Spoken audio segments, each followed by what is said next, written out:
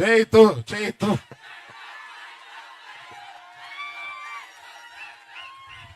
బాబు ఇవాళ మీరు అంటున్నారు, సంవత్సరంన్నరగా నేను కూడా అంటున్నాను.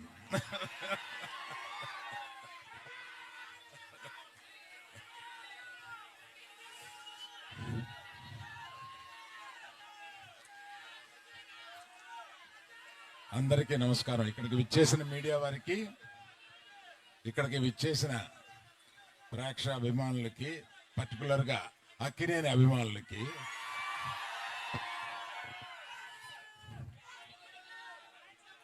మేము చాలా కష్టపడి ఈ సినిమాని తీసాము.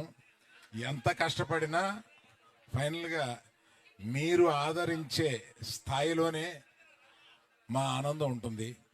ఈ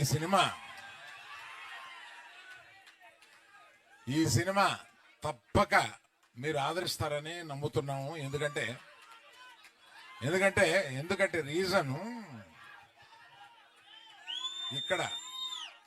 ఇక్కడ లేని వారి గురించి చెప్పి ఉన్నవారి గురించి చెప్తాను.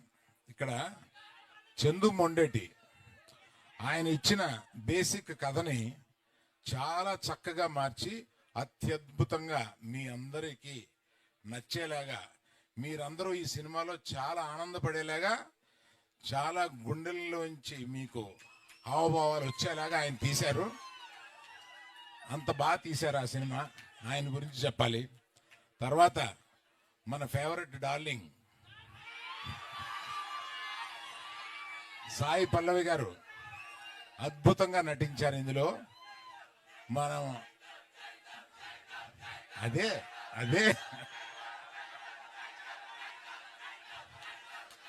సరే, మరి ఆయన గురించి చెప్పాలంటే మీరు ఆగాలి కదా.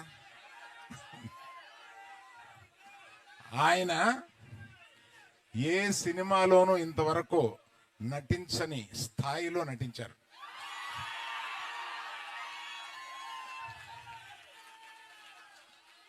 మనకి ఎంత ఉత్సాహం తెప్పించగా నటించారో, ఒక్కొక్క కొన్ని సీన్స్లో ఆయన మన గుండె కరిగిపోయేలాగా కూడా నటించారు.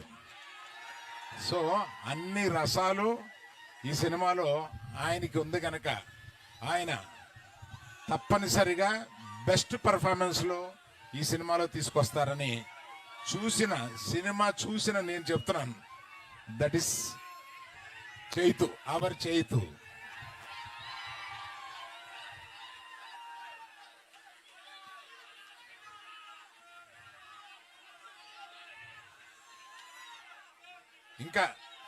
ఇంకా చాలా చాలా మాట్లాడాలని ఉంది, కానీ మాకు మర్చిపోయాను. ఆమె యాక్చువల్గా మాతో పాటు బయలుదేరి రావాల్సిన ఆమె కళ్ళు తిరిగి డాక్టర్ దగ్గర చూపించుకుంటే నువ్వు ప్రయాణం చేయడం కరెక్ట్ కాదమ్మా అని అన్నందువల్ల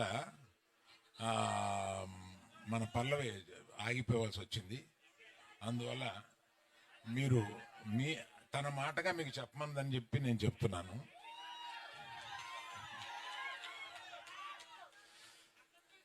అందరిది చెప్పిన ఈ సినిమాకి ఇంత ఉత్సాహం రావడానికి కారణం మ్యూజిక్.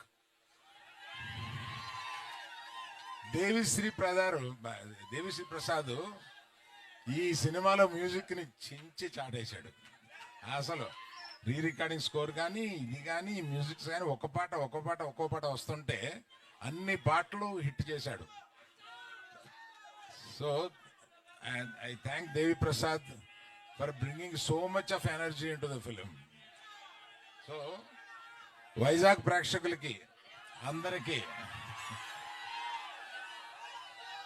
ఉత్తరాంధ్ర ప్రేక్షకులందరికీ నేను చెప్పేది, ఇక్కడ ఈ ప్రాంతం కథ, ఇది జరిగిన కథ. శ్రీకాకుళంలో ఒక చిన్న ఊర్లో జరిగిన కథని, ఆ కథని నిజంగా జరిగిన కథని ఈయన కథారూపంలో పెడితే దాన్ని సినిమాగా మేము తీసాము. తప్పక 7వ తారీఖున సినిమా చూసి మీరందరూ చాలా ఆనందపడతారని నేను వెయిట్ చేస్తున్నాను. Thank you.